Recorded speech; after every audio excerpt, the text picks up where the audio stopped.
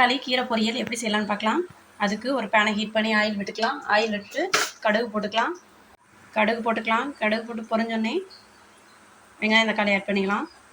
வெங்காயம் தக்காளிக்கு ஆட் பண்ணிக்கலாம். கடுகு பொரிஞ்சிச்சு, வெங்காயம் ஆட் பண்ணிக்கலாம். வெங்காயம் கருவேப்பிலை ஆட் பண்ணிச்சு. வெங்காயம் நல்லா வதங்கட்டும். இடித்து வச்சுருக்க பூண்டை ஆட் பண்ணிக்கலாம். இப்போ வெங்காயம் நல்லா வதங்கிடுச்சு, பூண்டை ஆட் பண்ணி நல்லா வதக்கிக்கலாம்.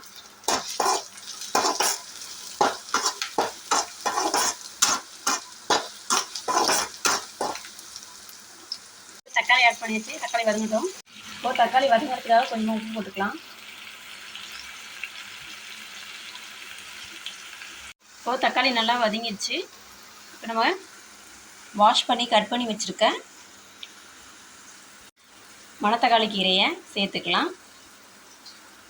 இப்போது ஆட் பண்ணிட்டோம். இப்போ இதை நல்லா மிக்ஸ் பண்ணிக்கலாம். எவ்வளோ நிறையா போட்டோம், ஆனால் நம்ம வதக்கும் போது அது சுண்டி எவ்வளோ கொஞ்சமாகிடுச்சு பாருங்கள்.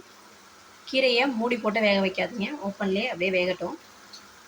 இப்போ மஞ்சத்தூள் கொஞ்சம் ஆட் பண்ணிக்கலாம். இப்போது கீரை கொஞ்சம் வதங்கிடுச்சு. இந்த ஸ்டேஜில் நம்ம மிளகாத்தூள் ஆட் பண்ணிக்கலாம்.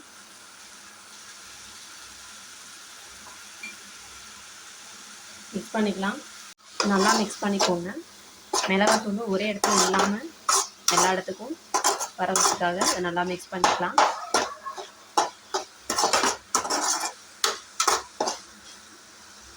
இப்போ கீரைக்கான உப்பு போட்டுக்கலாம்.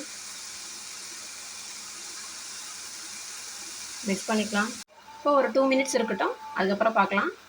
அவ்வளோதாங்க, மணத்தக்காளி பொரியல் ரெடி ஆயிடுச்சு. தேங்க்யூ ஃபார் வாட்சிங்.